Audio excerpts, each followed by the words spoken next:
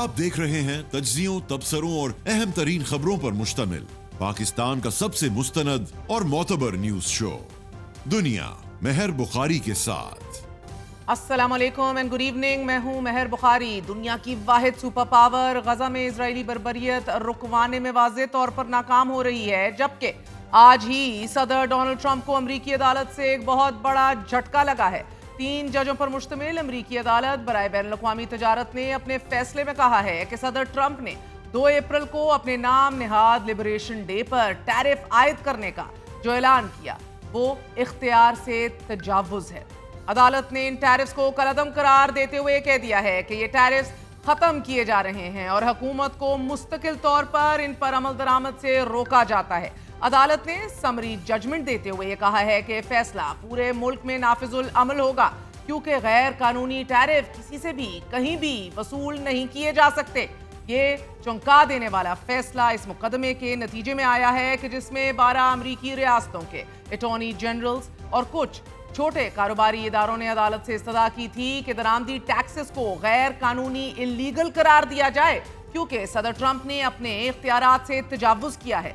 अमरीकी हुकाम ने अदालत में सदर डोनाल्ड ट्रंप की तजारती पॉलिसियों का दिफा करते हुए ये दावा किया है कि ट्रंप ने भारत पाकिस्तान जंगबंदी के लिए तजारत का इस्तेमाल किया। तजारत और टैरिफ पर सदर के इख्तियारात महदूद किए तो तनाज़ा दोबारा भड़क सकता है। सदर डोनाल्ड ट्रंप के तजारती टैरिफ को गैर कानूनी करार देने के अदालती फैसले पर अपील दायर की जाएगी और अमरीकी हुकाम का मौक़िफ़ ये सामने आ रहा है कि सदर के टैरिफ के इख्तियारात महदूद किए गए तो ये इलाकाई सलामती और तजारती मुआहिदों को खतरे में डाल सकता है। जबकि व्हाइट हाउस के डेप्यूटी प्रेस सेक्रेटरी किश देसाई ने टैरिफ का दिफा करते हुए कहा है कि इंतजामी तजारती अदम तवाज़ुन की वजह से पैदा होने वाली कौमी हंगामी सूरत हाल को हल करने की जरूरत है, मगर ये गैर मुंतखब जजों के लिए नहीं है कि वो कौमी हंगामी सूरत हाल को कैसे मुनज़्ज़म करें। जबकि व्हाइट हाउस के डेप्यूटी चीफ ऑफ स्टाफ बराए पॉलिसी स्टीफन मिलर ने सोशल मीडिया पोस्ट पर इस फैसले को अदालती बगावत कू करार दे दिया है। अमरीकी सदर डोनाल्ड ट्रंप ने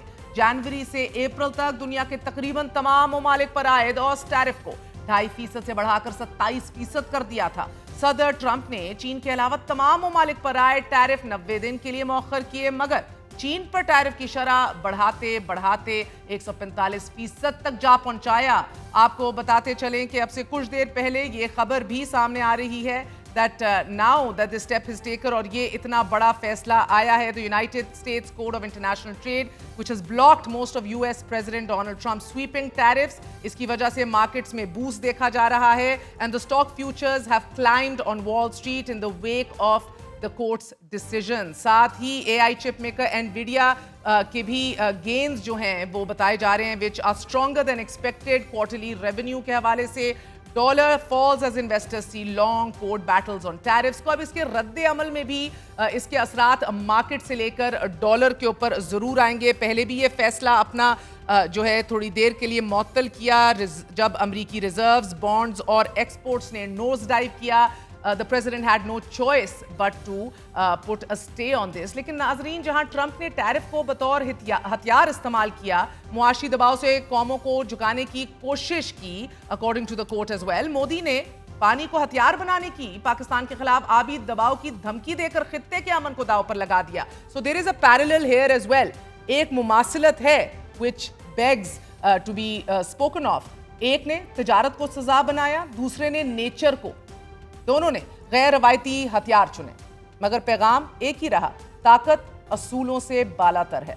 नाज़रीन, मोदी सरकार की तरफ से पानी को बतौर हथियार इस्तेमाल करने के जवाब में आज field marshal general Syed Asim Munir ने कहा है कि पानी पाकिस्तान की रेड लाइन है। 24 करोड़ पाकिस्तानियों के इस बुनियादी हक पर आंच नहीं आने देंगे और भारत की इजारादारी को पाकिस्तान कभी कबूल नहीं करेगा। मुख्तलिफ जमात के वीसीज, प्रिंसिपल्स और उस्ताद से गुफ्तगू करते हुए फील्ड मार्शल ने मजीद कहा कि कश्मीर का कोई भी सौदा मुमकिन नहीं, हम कभी भी कश्मीर को नहीं भूल सकते। हिंदुस्तान जान ले कि पाकिस्तान कश्मीर को कभी नहीं छोड़ेगा। फील्ड मार्शल ने दहशतगर्दी से मुतल्लिक ये कहा है कि दहशतगर्दी भारत का अंदरूनी मसला है।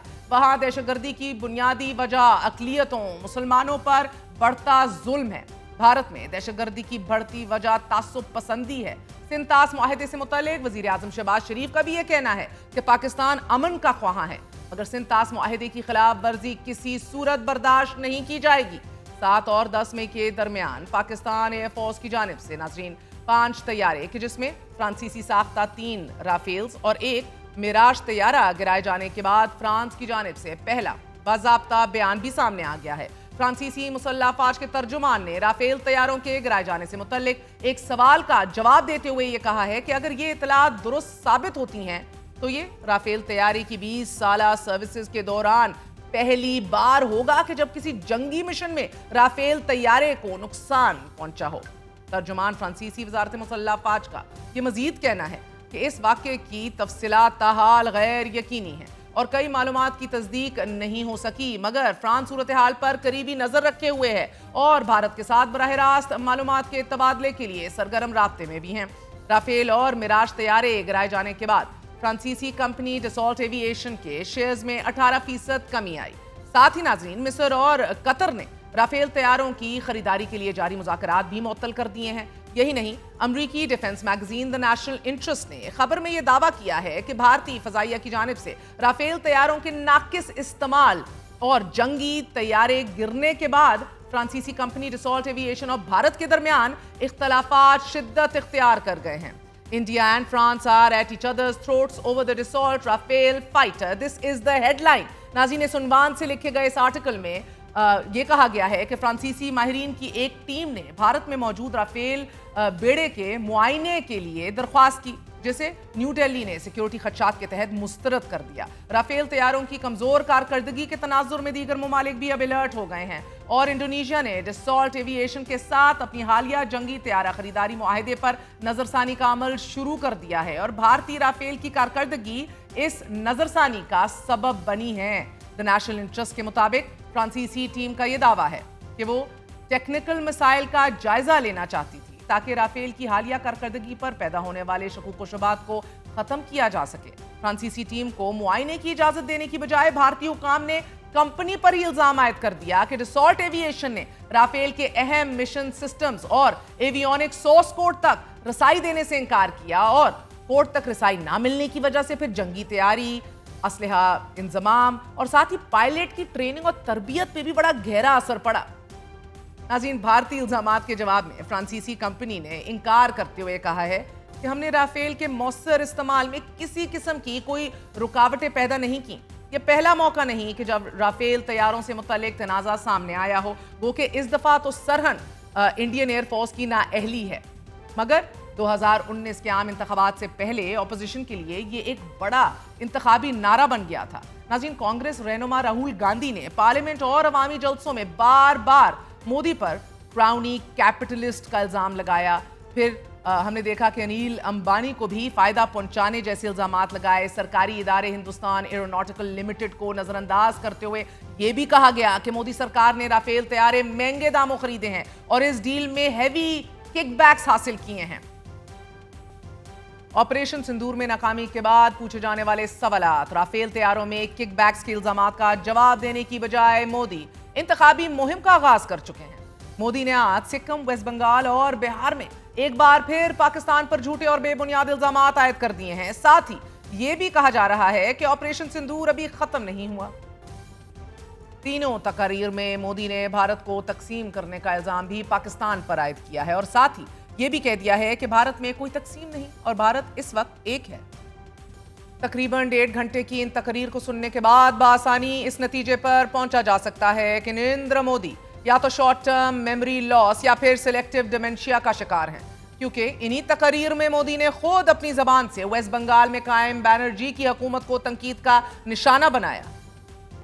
मोदी के जवाब में मगरबी बंगाल की वजीर आला ममता बनर्जी ने मोदी को चैलेंज करते हुए कहा है कि अगर मोदी में हिम्मत है तो टेलीप्रॉम्प्टर छोड़े और मेरे साथ 1-on-1 मुहासबा करे, और एक ऐसे वक्त में कि जब मोदी को मुल्क की हिफाजत करनी चाहिए, मुल्क की नेशनल सिक्योरिटी का ख्याल करना चाहिए, मोदी और उनके वजीर मगरबी बंगाल पर तंकीद कर रहे हैं, ऑपरेशन सिंदूर की तरह ऑपरेशन बंगाल की बातें कर रहे हैं। मैं मोदी को चैलेंज करती हूं कि वो कल ही बंगाल में इलेक्शन करवा लें, हम तैयार हैं और हम डरने वाले नहीं।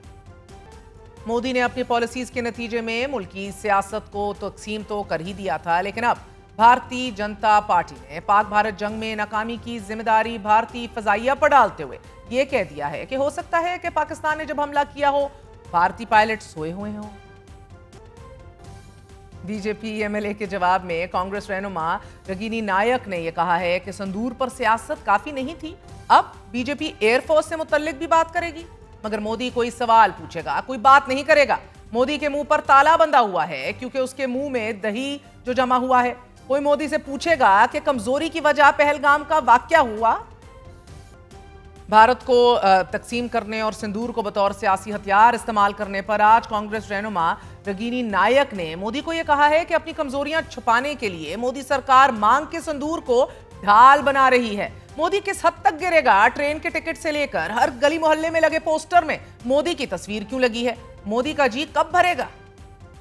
सिंदूर पर सियासत के अलावा मोदी ने शशि थरूर की सरबराही में 51 अफराद पर मुश्तमिल जिस वफ्द को दुनिया के जिन 33 मुख्तलिफ ममालिक भेजा था, नाजरीन अब उसी शशि थरूर के बारे में भी कांग्रेस रहनुमा उदित राज का यह कहना है कि शशि तो अपना काम करने की बजाय मोदी की चापलूसी कर रहा है। जबकि बहुत सी अक्सरियत का यह मानना है कि साइकोफेंसी या चापलूसी नहीं, ये बराह रास्त ब्लैकमेल है फॉर हिज डेड वाइफ। लेकिन साथ ही भारत में यह भी सवाल पूछा जा रहा है कि जो काम मोदी 11 सालों में 151 ममालिक का दौरा करके हासिल नहीं कर सका, वो शशि कैसे हासिल कर लेंगे? नाज़रीन, आज ही भारत को अपनी पहली और बहुत बड़ी सफारती नाकामी का सामना भी करना पड़ा है।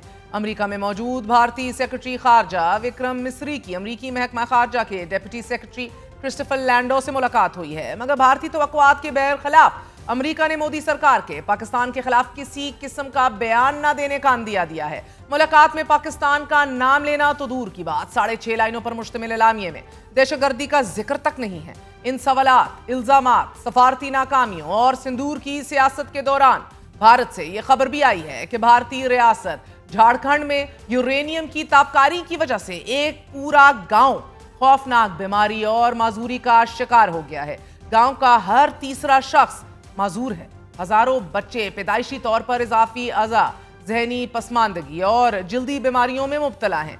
कई घरों में टीबी, कैंसर और दिमागी बीमारियों के मरीजों की तादाद मुसलसल बढ़ रही है। भारतीय तज्जियाकारों का यह कहना है कि जब तक झारखंड में मदनियात हैं, मोदी हुकूमत कबायलियों को गुलाम बनाकर रखेगी और इनकी चीखें दबा दी जाएंगी। नाज़रीन, मोदी सरकार की मुजरिमाना खामोशी से जाहिर होता है कि मोदी अपने ही शहरियों का दुश्मन बन चुका है। लेकिन now he is not just being challenged internally, he is being exposed internationally. बढ़ती पाक भारत कशीदगी के दौरान पाकिस्तान ने पहले बिटकॉइन स्ट्रेटेजिक रिजर्व्स बनाने का ऐलान कर दिया है। वजीर आजम के मुआवने खसूसी बराए ब्लॉकचेन एंड क्रिप्टो बिलाल बिन साकिब ने यह ऐलान आज बिटकॉइन वेगस 2025 कॉन्फ्रेंस से खिताब करते हुए किया है। लॉस वेगस में अमेरिका के नायब सदर जेडी वैंस, एरिक ट्रंप और डोनाल्ड ट्रंप जूनियर की मौजूदगी में खिताब करते हुए कहा गया है कि पाकिस्तान और बिटकॉइन दोनों ही को बदनामी का सामना रहा है। मगर अगर आप सुर्खियों से हटकर देखें तो आपको पाकिस्तान में सलाहियत, इस्तकलाल और विजन नजर आएगा। बिलाल बिन साकिब ने सरमायाकारों और इन्वेस्टर्स को पाकिस्तान में सरमायाकारी की दावत देते हुए कहा है कि अगर आप कुछ असली बना रहे हैं तो आइए पाकिस्तान में बनाइए, गरीबों के लिए बनाइए, जमीन को टोकनाइज कीजिए और अपने मिशन को हमारी नौजवान नस्ल और नाकाबिले शिकस्त हिम्मत के साथ वुसअत दीजिए। बिलाल बिन साकिब की जानिब से बिटकॉइन स्ट्रेटेजिक रिजर्व्स बनाने का ऐलान रवा हफ्ते हुकूमत की जानिब से बिटकॉइन माइनिंग और आर्टिफिशियल इंटेलिजेंस के लिए 2000 मेगावाट मुख्तस करने के बाद किया गया है। नाज़रीन, ऐलान बहुत खुशाइंद है, मगर अभी पाकिस्तान में क्रिप्टो करेंसी पर पाबंदी आयद है। आज ही सेक्रेटरी फाइनेंस इमदादुल्लाह बोसान का यह कहना था कि क्रिप्टो करेंसी को कानूनी करार देने के लिए अभी मजीद रेगुलेशंस और वक्त की जरूरत है। और आज ही 2 अमरीकी रियासतों ने बिटकॉइन स्ट्रेटेजिक रिजर्व से मुतल्लिक कानून साजी की है, जबकि अमरीकी सदर डोनाल्ड ट्रंप पहले ही अमरीकी क्रिप्टो करेंसी रिजर्व्स को $21 बिलियन तक पहुंचाने का ऐलान कर चुके हैं कि जो इस वक्त 2 लाख BTC के करीब है। 1,94,000 BTC के साथ दूसरे नंबर पर चाइना है। चाइना के बिटकॉइन स्ट्रेटेजिक रिजर्व्स हैं। फिर भारत भी जल्द बिटकॉइन स्ट्रेटेजिक रिजर्व्स तश्कील देने का ऐलान कर चुका है। दूसरी जानिब आज वजारत खजाना की माहाना मुआशी अपडेट एंड आउटलुक रिपोर्ट भी जारी कर दी गई है। रिपोर्ट में जून में महंगाई की शरह 3 से 4% रहने का इम्कान जाहिर किया गया है। जबकि रवा माह महंगाई की शरह का तखमीना 1.5 से 2% लगाया गया है। आउटलुक रिपोर्ट के मुताबिक करंट अकाउंट जुलाई ता अप्रैल 1 अरब 88 करोड़ डॉलर सरप्लस रहा, जबकि बराह रास्त बैरूनी सरमायाकारी में कमी हुई। नाज़रीन, इसी तरह रवा माली साल के दौरान स्टेट बैंक ऑफ पाकिस्तान के रिजर्व्स में इजाफा रिकॉर्ड किया गया है। रिपोर्ट में मजीद ये बताया गया है कि जुलाई ता अप्रैल तरसीलात ज़र 30.9% इजाफे से 31 अरब 21 करोड़ डॉलर रही, जबकि बरामदाद में 10 माह में 6.8% का इजाफा हुआ है। तहम दरामदाद 11.8% बढ़ गई हैं। रिपोर्ट में मजीद बताया गया है कि जुलाई ता अप्रैल के दरमियान बराह रास्त गैर मुल्की सरमायाकारी 2.8% कमी से तकरीबन 1 अरब 78 करोड़ डॉलर रही है। एक बहुत बड़ा सबक जो हमने इंडिया के हमले के बाद और इस तमाम तर सूरत हाल से सीखा है वो ये ज़रूर है कि अगर हम मिलिट्री माइट और डिप्लोमेटिक एफिशिएंसी और फुर्तियों के अंदर आगे हैं अल्हम्दुलिल्लाह, तो मुईशत को नजरअंदाज नहीं किया जा सकता। At the end of the day it's the numbers that matter, it's the economy that matters. एक वक्फा लेते हैं, we're राइट बैक।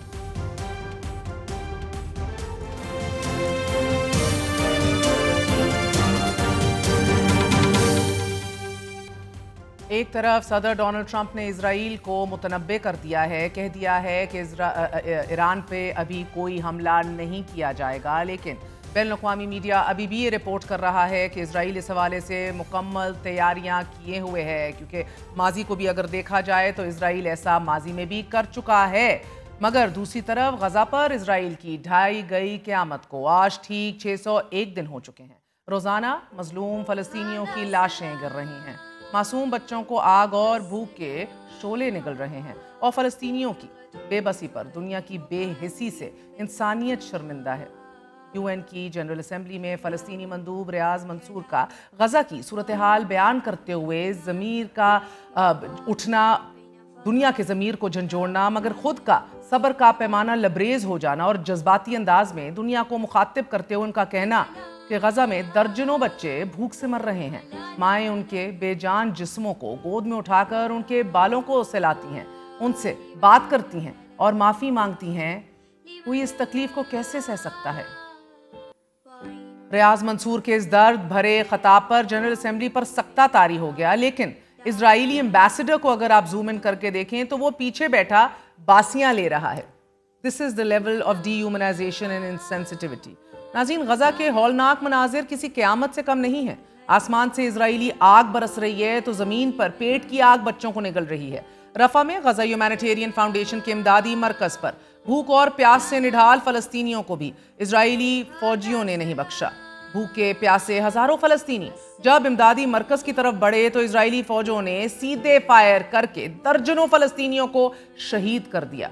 कत्लेआम के बाद की वीडियोस के मनाजिर इस कदर हौलनाक हैं कि कोई भी दर्द दिल रखने वाला शख्स पूरी वीडियो देखने की हिम्मत नहीं कर सकता। अक़वाम मुत्तहिदा के आला एहलकार का यह कहना है कि ज़्यादातर फ़लस्तीनियों को गोलियां मारी गई हैं। अक़वाम मुत्तहिदा ने खबरदार किया है कि गजा के 21 लाख अफराद 3 माह के इजरायली महासरे के बाद कहत के तबाहकुन खतरे से दो चार हैं। और अक़वाम मुत्तहिदा के गजा पर हंगामी इजलास में भी गजा की सूरत हाल पर आलमी रहनुमाओं ने शदीद रद्द अमल देते हुए अब इजराइल को बर्बरियत बंद करने का कहा है। अक़वाम मुत्तहिदा की मशरक़ वस्ता में अमन अमल की कोऑर्डिनेटर सिगरेट काग ने भी खबरदार किया है कि गजा में जो कुछ हो रहा है वो एक इंसानी साख्ता बहरान है जिसने शहरियों को गहरे अंधे कुएं में धकेल दिया है। काग ने इजराइल पर जोर दिया है कि उसे निहत्ते शहरियों पर तबाहकुन हमले रोक देने चाहिए और इंसानी इमदाद को सियासी सौदेबाजी के तौर पर इस्तेमाल नहीं किया जा सकता। और ये इमदाद ऐसे है जैसे जहाज डूबने के बाद एक लाइफ बोट। नाज़रीन, फलस्तीनी एक दूसरे को अलविदा कहते हुए ये नहीं कहते कि कल मिलेंगे, बल्कि ये कहते हैं कि अब जन्नत में मिलेंगे। गजा की सूरत हाल पर एक अमरीकी सर्जन डॉक्टर फिरोज सिदवा ने अक़वाम मुत्तहिदा के इजलास में गजा की नाकाबिले बर्दाश्त सूरत हाल का अहाता करते हुए पूरी दुनिया को बताया है कि गजा में बच्चे इसलिए नहीं मर रहे कि उनके जख्म नाकाबिले इलाज हैं या अनट्रीटेबल हैं, बल्कि इसलिए मर रहे हैं कि हमारे पास खून, एंटीबायोटिक्स और बुनियादी सहूलियात मुयस्सर नहीं थी। और मेरे मरीजों में कोई एक दहशतगर्द नहीं था, बल्कि 6 साल के बच्चे थे जिनके दिल में पैलेट्स और दिमाग में गोलियां पेवस्त थीं। حاملہ خواتین تھیں کہ جن کی ہڈیاں چکنا چور ہو چکی تھیں اور ان کے پیٹ میں موجود بچے 2 حصوں میں کٹے ہوئے تھے۔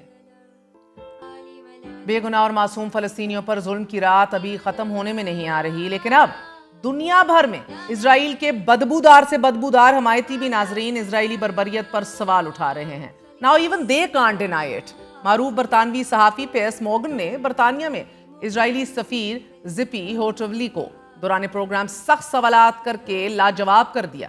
صحافی نے جب اسرائیلی بربریت سے شہید ہونے والے بچوں سے متعلق سوال پوچھا تو اسرائیلی سفیر صرف یہ کہہ سکی کہ میرے پاس اس سوال کا جواب نہیں ہے۔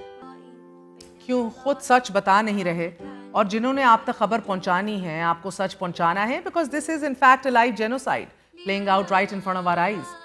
ان کو یا تو مار دیتا ہے اسرائیل، یا تو پھر ان صحافیوں کو سرے سے اندر آنے ہی نہیں دیتا، یا الجزیرہ کی طرح بین کر دیتا ہے۔ یہ بھی سن لیجئے۔ What a load of فلانا۔ یہ ناظرین ایک برٹش انفارمل محاورہ ہے، ایکسپریشن ہے، جس کے اندر ہوتا ہے کہ بڑا ایویسو اور آپ اوائڈ کرنے والا جواب دے رہے ہیں، آپ نہیں ایک بڑی ڈسیپٹیو ٹاک کر رہے ہیں، اننیسیسری ٹاک کر رہے ہیں۔ ناظرین، غزہ کی وزارت صحت کے تازہ اعداد و شمار کے مطابق اسرائیل کے جاری حملوں میں اب تک 54,500 فلسطینی شہید ہو چکے ہیں، جبکہ سرکاری میڈیا دفتر کا یہ کہنا ہے کہ اموات کی اصل تعداد 61,000 سے بھی بہت آگے ہے، کیونکہ ہزاروں افراد تو آج بھی ملبے تلے دبے ہوئے ہیں اور ان میں اکثریت خواتین اور بچوں کی ہے۔ کٹے پھٹے ننھے لاشیں اٹھائے فلسطینی چیخ رہے ہیں، مائیں اجڑی گودے لیے دہائیاں دے رہی ہیں، لیکن امریکہ، برطانیہ، فرانس، جرمنی، سعودی عرب، قطر، متحدہ عرب امارات، انسانی حقوق کی علمبردار تنظیمیں، اقوام متحدہ جیسی بڑی طاقتیں جنگ رکوانے میں تاحال ناکام ہیں۔ ہم نے آپ کو کل بھی ایک خصوصی پیکج دکھایا۔ تاریخ میں کئی بار ایسا ہوا ہے کہ ایک تصویر، جسٹ ون پکچر یا ایک ویڈیو کلپ نے دنیا کو ہلا کر رکھ دیا ہے، عوامی پذیرائی کو جنم دیا ہے، تحریکیں اٹھی ہیں، پالیسی میں تبدیلی آئی ہے۔ ویتنام جنگ کے دوران جلتی ہوئی ایک ننگی بچی کی تصویر نے امریکی عوام کو جنگ کی ہولناکی کا سامنا کرنے پر مجبور کر دیا۔ پھر جارج فلوئڈ کی آخری سانسوں کی ویڈیو نے دنیا بھر میں بلیک لائیوز میٹر جیسی ایک تگڑی تحریک کو جنم دے دیا، جس کے نتیجے میں پولیس اصلاحات اور قانون سازی کی کوششیں ہوئیں۔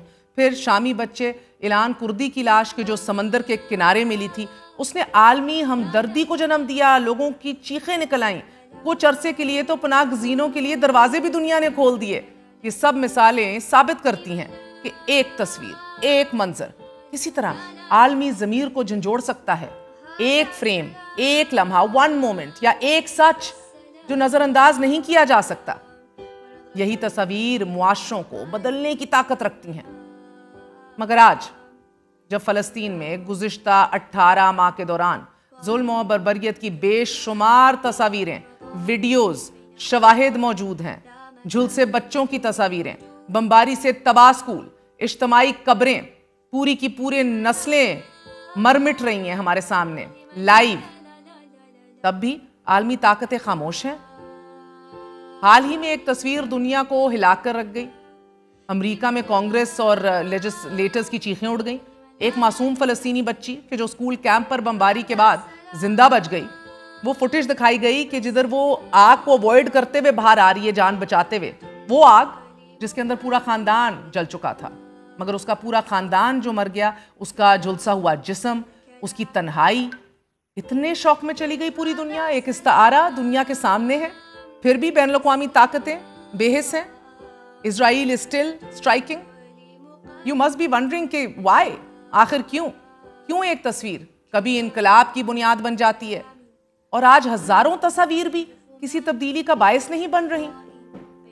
شاید مسئلہ تصویر میں نہیں، بلکہ مظلوم کی شناخت، مظلوم کی آئیڈینٹی اور ظالم کی طاقت میں ہے۔ آج کے دور میں تصویر کی سچائی بھی سوشل میڈیا کے فلٹرز یا میڈیا کی جانبداری، سیاسی مفادات کی نظر ہو جاتی ہے۔ شاید فلسطینیوں کو وہ انسانیت، وہ ہمدردی نہیں دی جاتی کہ جو ماضی میں دیگر مظلوموں کو دی گئی ہے۔ یہ تضاد ایک تلخ حقیقت کو عیاں کرتا ہے۔ آج تصویر یا ویڈیو خود ہی کافی نہیں ہے۔ unto itself it's not enough۔ جو شے کبھی ناقابل تردید شہادت بن جاتی تھی، آج محض ایک ویژول بن کے رہ گیا ہے۔ it's just a visual, just a picture۔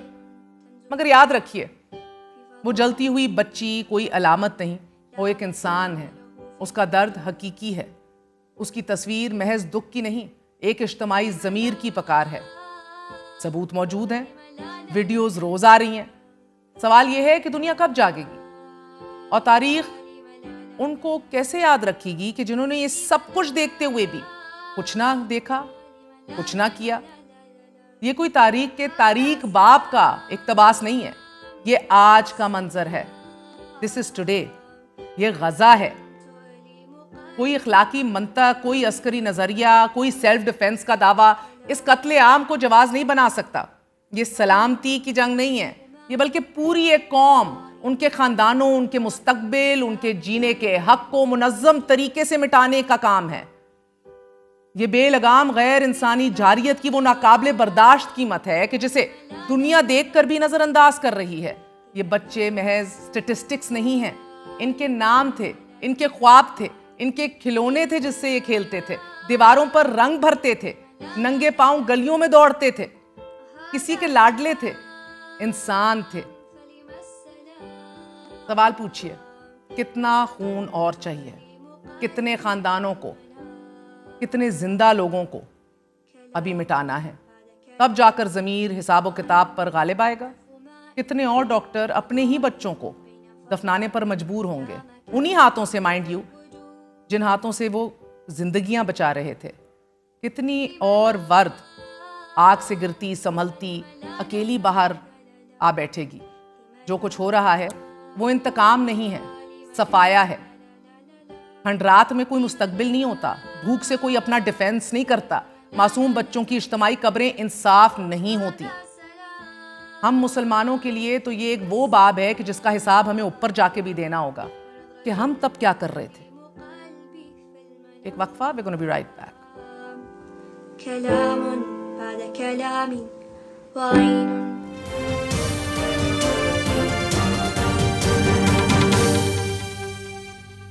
سرحدوں پر لڑی جانے والی ایک جنگ ہم جیت چکے ہیں، ایک جنگ کا امکان باقی ہے، اور ایک سیاسی جنگ ہے کہ جس میں ایک فریق ہتھیار ڈالنے کا ارادہ کر چکا ہے مگر دوسرا فریق جنگ بندی کے لیے تیار نہیں ہے۔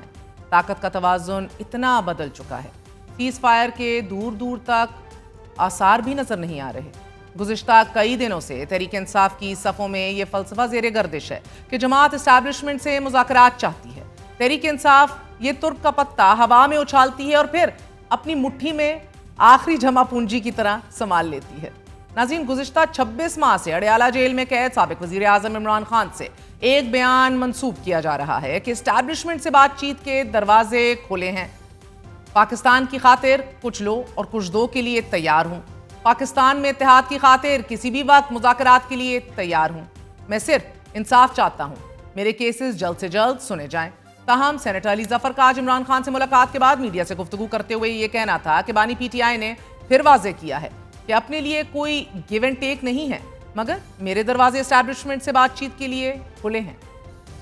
خان صاحب نے آج بڑا واضح کہہ دیا کہ کوئی گیو اینڈ ٹیک نہیں ہے، ہمیں صرف میرے دروازے صرف کھلے ہیں، صرف اور صرف اسٹیبلشمنٹ سے ڈائریکٹلی بات کرنے کے لیے، نیشنل ایشوز پہ، یونٹی کی خاطر، اتحاد کی خاطر۔ اس کے علاوہ میں نے کوئی اپنے لیے کوئی چیز نہ مانگنا ہے، لیکن پاکستان کے لیے اگر کوئی سے بات کرنا چاہتا ہے تو میرے دروازے کھلے ہیں۔ علیمہ خان کے ایک بیان کی بات گشت ہے جس میں انہوں نے کہا کہ گیو اینڈ ٹیک، اس کے اوپر انہوں نے کلیریفائی کر دیا ہے کہ وہ گیو اینڈ ٹیک صرف اس حد تک ہے کہ پاکستان کے لیے اگر کوئی بات کرنا چاہتا ہے تو بات کرے، لیکن میرے لیے کوئی گیو اینڈ ٹیک کا سوال پیدا ہی نہیں ہوتا۔ اگر کرنا ہوتا تو میں پہلے کر چکا ہوتا، 600 دن میں جیل میں نہ گزارتا۔ انہوں نے آج دوبارہ یہ کہا ہے کہ میں سارے جو جتنے لوگ ہیں، جتنے پارٹی میں عہدیداران ہیں، وہ سارے تیار ہو جائیں موومنٹ کے لیے، میں برداشت نہیں کروں گا اگر کوئی سامنے نہ آیا۔ اور اسی کانٹیکس میں نے یہ بات کی تھی کہ کوئی میں دو طرف کوئی کھیل رہا ہے تو میں اجازت نہیں دوں گا۔ آج ہی 190 ملین پاؤنڈ کیس 5 جون سماعت کے لیے مقرر ہو چکا ہے، لیکن اس سے پہلے آپ کو بتاتے چلیں کہ آج عمران خان سے پارٹی رہنماؤں کی ملاقات کا دن تھا۔ کسی بھی رہنما کو ملاقات کی اجازت نہیں ملی۔ اعظم سواتی، نور الحق قادری، اون عباس بپی، فلک ناز چترالی، سمیع اللہ خان اور قاضی انور اڈیالہ جیل سے واپس روانہ ہو گئے۔ اڈیالہ جیل کے باہر میڈیا سے گفتگو کرتے ہوئے علیمہ خان کا یہ کہنا تھا کہ جب ٹیبل پر بیٹھیں گیو اینڈ ٹیک ہو تو عمران خان اپنا موقف رول آف لا، جمہوریت کی بحالی وہ کیسے چھوڑ سکتے ہیں؟ عمران خان کہہ رہے ہیں کہ جب ہم سارے یہ ظلم سہ سکتے ہیں، پارٹی کے عہدیدار بھی فیصلہ کر لیں، مضبوط ہو کر کھڑے ہونا ہے، اور اگر یہ بوجھ برداشت نہیں کر سکتے تو عہدہ چھوڑ دیجئے۔ علیمہ خان کا کہنا تھا کہ ہمارے ساتھ بیٹھ کر بات کیجئے، ہمیں بتائیے کہ بانی پی ٹی آئی کیا کریں اور آپ کو کیا چاہیے کہ جو انہیں رہا کر سکتا ہے۔ عمران خان کس چیز کی معافی مانگے 9 مئی کی؟ ہم نے جو بات کی کہ عمران خان کیا چھوڑیں، تو اسی سے آپ کو سمجھ آ گئی کہ جب ٹیبل پہ بیٹھیں اور گیو اینڈ ٹیک ہو تو سب سے بڑی چیز یہ ہے کہ جو 2 چیزیں عمران خان مانگ رہے ہیں اور وہ جو چیز کہہ رہے ہیں کہ گیو اپ کر دو، وہ یہی چاہتے ہیں کہ عمران خان اپنا جو موقف ہے پاکستان کی قوم کے لیے وہ ہے رول آف لا اور آئین اور قانون کی بالادستی، وہ کیسے چھوڑ سکتے ہیں؟ تو اگر ہم آج یہ کہیں گے، اگر کوئی اور پوائنٹس ہیں جن کا آپ کا خیال ہے کہ عمران خان کو انصاف مل سکتا ہے جوڈیشری سے، تو آپ وہ بتا دیں، باقی پوائنٹس ہم لے جائیں گے عمران خان کے پاس، اور کسی کو لے کے جانے کی ضرورت نہیں ہے۔ گیو اینڈ ٹیک کی آپ نے بات کی ہے، وہ لوگوں نے مس انٹرپریٹ کیا ہے، انہوں نے یہ کہا ہے کہ آپ کیا چاہتے ہو، یہ کہا ہے، انہوں نے کبھی ایسا نہیں کیا کہ آؤ کچھ ہم سے گیو اینڈ ٹیک کر لو اور لیٹ خان صاحب بھی فری۔ خان صاحب کیٹیگوریکلی کہہ چکے ہیں کہ میں کبھی بھی ڈیل کے صورت میں باہر نہیں آؤں گا، اور ان کے خلاف بنے ہوئے سارے کیسز سیاسی بوگس اور پولیٹیکل وکٹمائزیشن کی کیسز ہیں، وہ بالکل بے گناہ ہیں اور رہائی ہر صورت ہونے چاہیے۔ عمران خان جس فریق سے براہ راست مذاکرات چاہتے ہیں وہ اسٹیبلشمنٹ ہے۔ جماعت کی جانب سے یہ پختہ ارادہ ایک ایسے وقت میں کیا گیا جب اداروں کی ساکھ اور حکومت کا زوم دونوں کے دونوں مضبوط تر ہیں۔ حکومت کا موقف ہے کہ تحریک انصاف پہلے یہ طے کر لے کہ کیا بات کرنی ہے، کس سے بات کرنی ہے اور کس سے نہیں کرنی۔ سینیٹر عرفان صدیقی کا یہ کہنا ہے کہ کچھ لو اور کچھ دو کے معنی اگر ڈیل، سودے بازی اور NRO نہیں تو پھر اور کیا ہے؟ عمران خان کے پاس کسی کو دینے کے لیے رہ کیا گیا ہے؟ حکومت کو یہ زوم بھی ہے کہ تحریک انصاف والے تحریک عدم اعتماد لائیں، ہمارے تو نہیں لیکن تحریک انصاف کے لوگ ضرور کم ہو جائیں گے۔ تحریک انصاف ملک کی ایک سیاسی حقیقت ہے، مذاکرات کے تمام دروازے بند کر کے حکومت اس حقیقت کو جھٹلا نہیں سکتی۔ یہ سیاسی جنگ کا ایک ٹھوس پہلو ہے۔ تحریک انصاف سے جڑے وہ تمام پہلو جو سیاسی بقا کا غماز ہیں کمزور پڑ رہے ہیں۔ مخصوص نشستوں کے معاملے کی ایک بار پھر آئینی سماعت ہو رہی ہے۔ آئرنی یہ ہے کہ اس معاملے کا درخواست گزار ریاست کا خود مختار ادارہ الیکشن کمیشن خود ہی ہے اور حکومت ہے۔ مخصوص نشستوں سے متعلق تحریک انصاف کے سیکرٹری جنرل سلمان اکرم راجہ کا یہ کہنا ہے کہ یہ پاکستان کی عوام کا مقدمہ ہے، پاکستان کی جمہوریت کا مقدمہ ہے۔ 8 فروری کے بعد جمہوریت پر ان اداروں نے حملہ کیا کہ جن کا کام جمہوریت کا تحفظ کرنا تھا، اور ان میں سر فہرست الیکشن کمیشن ہے۔ یہ مقدمہ پی ٹی آئی کا یا SIC کا مقدمہ نہیں ہے، یہ مقدمہ پاکستان کے عوام کا مقدمہ ہے۔ جو بحث دوسری جانب سے کی گئی وہ تکنیکی نوعیت کی ہے کہ جی اس میں کینڈیڈیٹ پارٹی نہیں بنے، فلانے نے فلانی درخواست نہیں دی۔ جو اکثریتی فیصلہ ہے 12 جون 2024 کا، وہ ایک عظیم الشان فیصلہ ہے جس نے یہ کہا ہے کہ ہمارے سامنے پیش ہونے والا فریق در حقیقت پاکستان کے 25 کروڑ لوگ ہیں۔ یہ SIC یا PTI کا مقدمہ نہیں ہے، یہ پاکستان کی جمہوریت کا مقدمہ ہے۔ 8 جج صاحبان نے یہ کہا کہ الیکشن کمیشن اپنی ذمہ داری نبھانے میں ناکام رہا۔ الیکشن کمیشن کے متعدد فیصلے ایسے تھے جن کی وجہ سے ابہام پیدا ہوا، جن کی وجہ سے لوگوں کو یہ لگا کہ شاید PTI ایک جماعت ہی نہیں ہے جو الیکشن میں حصہ لے رہی ہے۔ یہ تمام صورتحال الیکشن کمیشن کے غلط فیصلوں کی وجہ سے پیدا ہوئی، اور ان غلط فیصلوں کو تمام 13 ججوں نے غلط کہا ہے، اور 8 جج صاحبان نے یہ کہا ہے کہ جو غلطیاں الیکشن کمیشن آف پاکستان نے کی ان کا خمیازہ پاکستان کے عوام کو ہم نہیں بھگتنے دیں گے۔ سیاسی بقا کی اس جنگ میں جماعت کا اپنا کردار بھی سوالیہ نشان رہا ہے۔ جماعت کی صفوں میں عدم اعتماد، جماعت میں موجود اہم عہدوں پر عدم اعتماد، تنظیمی کمیٹی کی تنظیم نو، اور اب سیاسی کمیٹی پر تحفظات ہیں۔ ناظرین، اطلاعات ہیں کہ پاکستان تحریک انصاف پنجاب کی چیف آرگنائزر عالیہ حمزہ کو عہدے سے ہٹا دیا گیا ہے، جس کے بعد پنجاب میں تنظیمی معاملات چلانے کے لیے 4 رکنی کمیٹی تشکیل دے دی گئی تھی۔ عمران خان نے پنجاب میں بنائی جانے والی 4 رکنی سیاسی کمیٹی پر بھی تحفظات کا اظہار کر دیا ہے۔ سیاسی کمیٹی میں سلمان اکرم راجہ، عمر ایوب، احمد خان بچر اور عثمان اکرم شامل تھے۔ صحافیوں سے غیر رسمی گفتگو میں سینیٹر علی ظفر، وکیل عالیہ حمزہ، علی عمران اور وکیل فیصل چودھری نے اس خبر کی تصدیق بھی کر دی ہے۔ تحریک انصاف کی گرفتاری اس گرفتاری کے بعد گزشتہ 2 برسوں کے دوران ہم دیکھ رہے ہیں کہ 4 مرتبہ پنجاب کی صوبائی اور لاہور کی قیادت کو تبدیل کر دیا گیا ہے۔ ہر جنگ کا اختتام جنگ بندی ہے۔ طویل لڑی جانے والی جنگوں کا کوئی حاصل وصول بتایا جاتا ہے کہ نہیں ہوتا۔